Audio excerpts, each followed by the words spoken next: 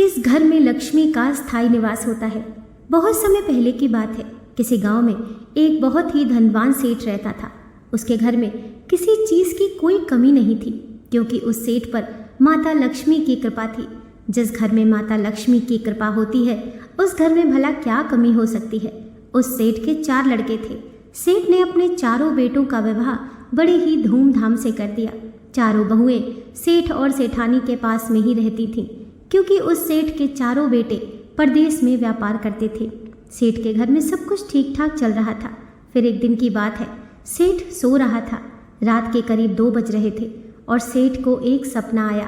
सपने में माता लक्ष्मी आई और सेठ से कहने लगी, सेठ, मैं पिछले 30 वर्षों से तुम्हारे साथ में हूँ और अब मेरा मन है कि मैं किसी और के घर चली जाऊँ।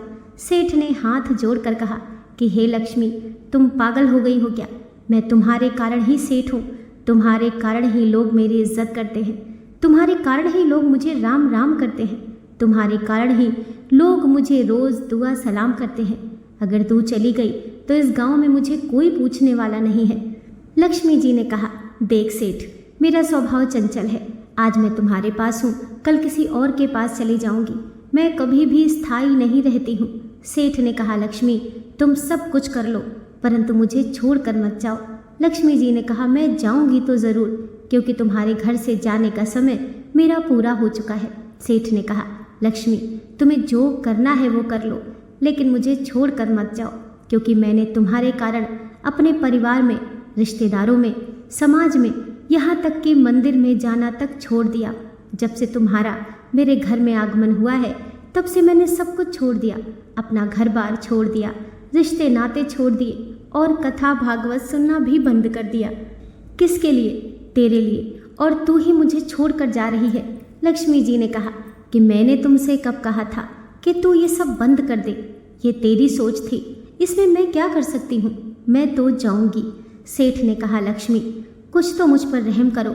लक्ष्मी जी ने कहा, सेठ, मैं पिछले 30 वर्षों से तुम्हारे साथ रह रही हूँ। मुझे तुमसे प्रेम हो गया है। सेठ ने कहा, लक्ष्मी, तुम्हें मुझसे प्रेम हो गया है तो तुम मुझे छोड़कर क्यों जा रही हो? लक्ष्मी जी ने कहा, प्रेम में थोड़ा विरह और ज़्यादा आनंद देता है, इसीलिए मेरा जाना ज़रूरी है। उधर सेठ हाथ जोड़कर रो रहा था और गिड़गिड़ा रहा था। फिर लक्ष्मी जी ने कहा, सेठ, चल, मैं तुझे जाते जाते एक वरदान देना चाहती हूँ। सेठ ने कहा, सच में तुम मुझे एक वरदान देना चाहती हो? लक्ष्मी जी ने कहा, हाँ, सच में मैं तुम्हें एक वरदान देना चाहती हूँ। मांगो, तुम क्या मांगना चाहते हो? तुम्हारी जो भी इच्छा हो वह मुझसे मांग लो, मैं तुम्हारी इच्छा अवश्य पूर्ण करूँगी। सेठ ये सुनकर बड़ा खुश हुआ। उसने अपने मन में सोचा कि एक वरदान में तो मैं निहाल हो जाऊँगा। सेठ ने कहा, मुझे 1 दिन की मोहलत दे दो। लक्ष्मी जी ने कहा, ठीक है, मैं तुम्हें 1 दिन की मोहलत देती हूँ, मगर ध्यान रखना, कल मैं तुम्हारे घर से चली जाऊँगी। सेठ सुबह नींद से जागा और जागकर अपनी चारों बहुओं को पास में बुलाया और कहने लगा, बेटियों, लगता है अब हमारे बुरे दिन आने वाले हैं। चारों बहुओं ने कहा, पिताजी, अचानक ऐसा क्या हुआ है जो आप ऐसी बातें कर रही हैं? आज आपका चेहरा इतना उदास क्यों है? आपके चेहरे पर ये उदासी की लकीरें क्यों छाई हुई हैं? सेठ ने कहा, बेटी, रात को मेरे सपने में साक्षात लक्ष्मी जी आई थी और लक्ष्मी जी ने कहा कि कल मैं तुम्हारा घर छोड़कर जा रही हूँ। बेटी, कल से हमें कौन सेठ कहेगा। धीरे धीरे हमारा ये महल बिक जाएगा, सारा धंधा चौपट हो जाएगा और हम सड़क पर आ जाएंगे। बहू ने कहा, तो हमें क्या करना चाहिए पिताजी? सेठ ने कहा, जाते जाते लक्ष्मी जी हमें एक वरदान देना चाहती हैं।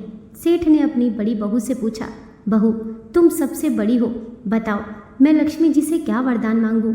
मैं तुमसे सलाह लेना चाहता हूँ।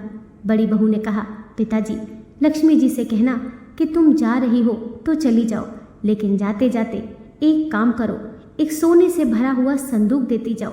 सेठ ने कहा, ठीक है। फिर सेठ ने दूसरी बहू से कहा, बेटी, तू बता, मैं लक्ष्मी जी से वरदान में क्या मांगूं? फिर उसने कहा, पिताजी, मैं क्या बोलूं, बड़ी भाभी जो कह रही हैं वही मांग लो। सेठ ने कहा, नहीं बेटी, तू भी तो बता, मैं तुम्हारी सलाह लेना चाहता हूँ। फिर उसने कहा, पिताजी, सोने से भरा हुआ संदूक तो कुछ ही वर्षों में ख़त्म हो जाएगा, आप लक्ष्मी जी से पारस पत्थर मांग लेना। सेठ ने कहा, ठीक है। फिर सेठ ने तीसरी बहू से पूछा, बेटी, तुम बताओ, मैं लक्ष्मी जी से वरदान में क्या मांगूं? फिर उसने कहा, पिताजी पारस पत्थर को तो रहने दो, आप लक्ष्मी जी से सोने की एक ऐसी ईंट मांग लेना जो कभी खत्म ना हो, हम उससे अपना जीवन गुजार लेंगे। सेठ ने कहा, ठीक है। फिर सेठ ने सबसे छोटी वाली बहू से पूछा, बेटी तुम बताओ मैं लक्ष्मी जी से वरदान में क्या मांगूं? फिर उसने कहा, पिताजी मुझसे सलाह मत लो। सेठ ने कहा, क्यों? उसने कहा, क्योंकि मैं सबसे छोटी हूँ, मैं क्या जानूँ। सेठ ने कहा, तू छोटी है तो क्या हुआ, तू इस घर की सदस्य है, इस घर की बहू है, तेरा भी हक है, मैं मानूं या ना मानूं तू अपनी सलाह दे।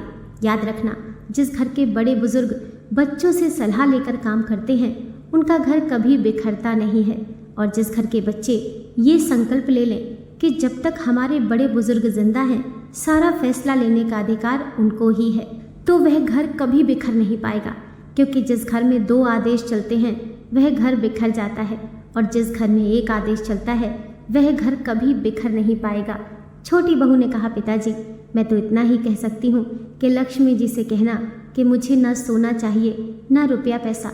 आप लक्ष्मी जी से कहना कि तुम्हें जाना है तो जाओ, कल की जाने वाली अभी चली जाओ, परंतु एक वरदान देकर जाओ कि तुम्हारे जाने के बाद हमारे घर में, परिवार में, हमारी चारों बेटों और चारों बहुओं में आपस में प्रेम बना रहे। पैसा नहीं, प्रेम मांगिए पिताजी। सेठ ने कहा, ठीक है। फिर रात के 2 बजे लक्ष्मी जी सेठ के सपने में आईं और कहने लगी, सेठ मैं जा रही हूँ। सेठ ने कहा, लक्ष्मी वरदान का क्या हुआ? लक्ष्मी जी ने कहा, मांगो, तुम्हें क्या चाहिए? सेठ ने कहा, लक्ष्मी तू जा रही है? लक्ष्मी जी ने कहा, हाँ मैं जा रही हूँ। सेठ ने कहा, ठीक है, तू जा रही है तो इसी वक्त चली जा। लक्ष्मी जी ने कहा, सेठ क्या तू पागल हो गया है? कल तो तू मेरे चरणों में गिरकर रो रहा था और गिड़गिड़ा रहा था कि मुझे छोड़कर मत जाओ, और आज तू कह रहा है कि तू चली जा। सेठ ने कहा, हाँ इसी वक्त चली जाओ, और जाते जाते मुझे ये वरदान देती जाओ कि तुम्हारे जाने के बाद गरीबी में भी मेरे घर परिवार में आपस में प्रेम बना रहे, इसके अलावा हमें कुछ नहीं चाहिए। लक्ष्मी जी ने कहा, सेठ एक बार और सोच ले। सेठ ने कहा, सोच लिया। लक्ष्मी जी ने कहा, तेरा सब कुछ चला जाएगा, तू बर्बाद हो जाएगा। सेठ ने कहा, सब कुछ जाने दो, आपस में प्रेम होना चाहिए। फिर लक्ष्मी जी ने क्या कहा, सेठ मैं तेरे घर को छोड़कर कभी नहीं जाऊंगी। सेठ ने कहा, ऐसा क्यों? लक्ष्मी जी ने कहा कि जिस घर में प्रेम रहता है वहाँ लक्ष्मी का वास हुआ करता है, और जिस घर में प्रेम नहीं होता है वहाँ दरिद्रता रहती है। सेठ ने पूछा, लक्ष्मी तुम्हारा स्थायी निवास कहाँ होता है? लक्ष्मी ने कहा, जिस घर में गुरुओं का आदर होता है, गुरुओं की पूजा होती है, और जिस घर में वाणी में सभ्यता होती है, जिस घर में प्रेम होता है, जिस घर में सभी के साथ समानता का व्यवहार होता है, उस घर में लक्ष्मी का स्थायी निवास हुआ करता है। फिर लक्ष्मी जी ने सेठ को आशीर्वाद दिया और आशीर्वाद देकर अंतर ध्यान हो गई। दोस्तों आशा करती हूँ आज की कथा आपको ज़रूर पसंद आई होगी। वीडियो पसंद आई हो तो लाइक कीजिए, चैनल को सब्सक्राइब कीजिए। मिलते हैं नेक्स्ट वीडियो के साथ।